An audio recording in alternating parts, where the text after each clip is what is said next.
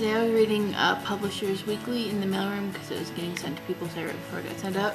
And there was this article with John Green and David Levithan, and it talks about their book Will Grayson, Will Grayson, and I was so excited I honestly went, yay! In the mailroom, and then people kind of looked at me weird.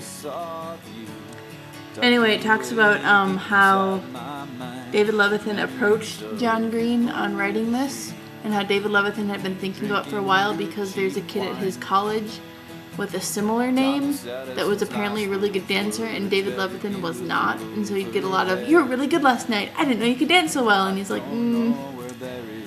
So then he knew that if he were to write this book, he would need someone else, and so he thought of John Green, which was actually before John Green won the Prince Award for Looking for Alaska, and before the book had even been published. David Levithan wanted him, and so of course John Green was like, yeah. And so John Green says that Will Grayson is the great teenage question of identity.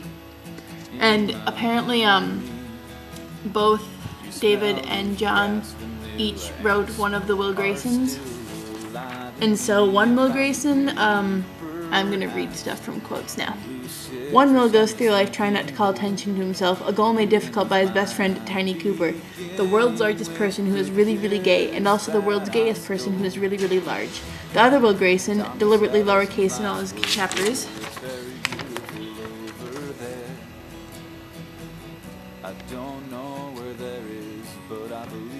here. This is the part I'm talking about. The other Will Grayson, deliberately lowercase in all his chapters, the words are all lowercase, like there's no uppercase letters apparently, introduced himself to readers this way: I am constantly torn between killing myself and killing everyone around me. So, more stuff.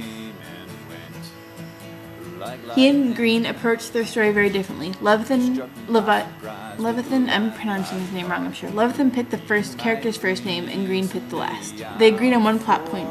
The two teens would meet precisely halfway through the novel at Frenchie's, an adult bookstore in Chicago State Street. And Frenchie's is near the offices of the American Library Association, where Green used to work as a reviewer for Booklist. They wanted somewhere completely unexpected for the Wills to meet. So yeah. It'll be interesting. I'm so excited for this book.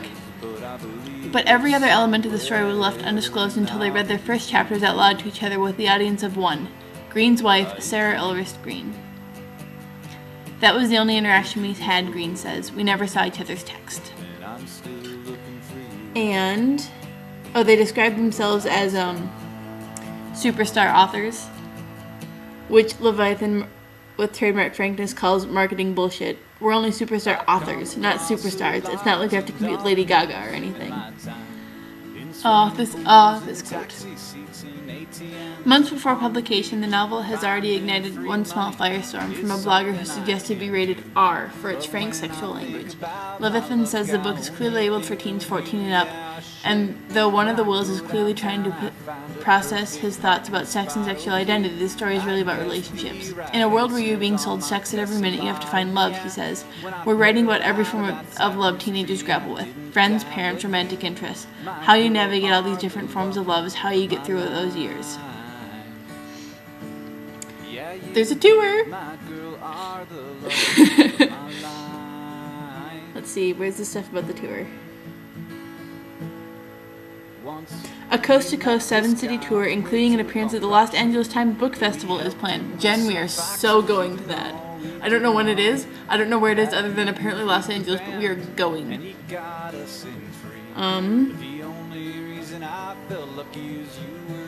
So yeah. But I will try and get you these articles, or you can go to Publishers Weekly website, and I'm sure they would have it. I haven't looked this up, but I'm sure. Publishersweekly.com is apparently the website. Oh, and then the tour will not replicate the writing process, which would have Levithan and Green starting, say, on separate coasts and meeting once somewhere in the middle, though the details are still being worked out. Green's schedule in particular has been complicated by the arrival in January of his and Sarah's first child. We're not sleeping at all, he admits, but we're not doing anything else either. Though in their acknowledgments, the authors weigh repaying the debt they owe to their editor, Julie Strauss Gable, by naming future children after her, even if they are boys. Green says, "She gave me the express permission to name him Henry." One place that won't be on tour is the spot Levithan suggested for the book launch, the actual bookstore that figures so prominently in the novel. Strangely, Penguin refused to throw the launch party at Frenchie's, he says, although an after party there is not out of the question. So, we also apparently need to go to Chicago to that bookstore for the after party. Anyway, that's the article. It's called Double Identity, and their pictures are on it. I was so excited today when I found this. Anyway, I'll try and get you copies. I'm horrible at mailing stuff out. Anyway, yeah.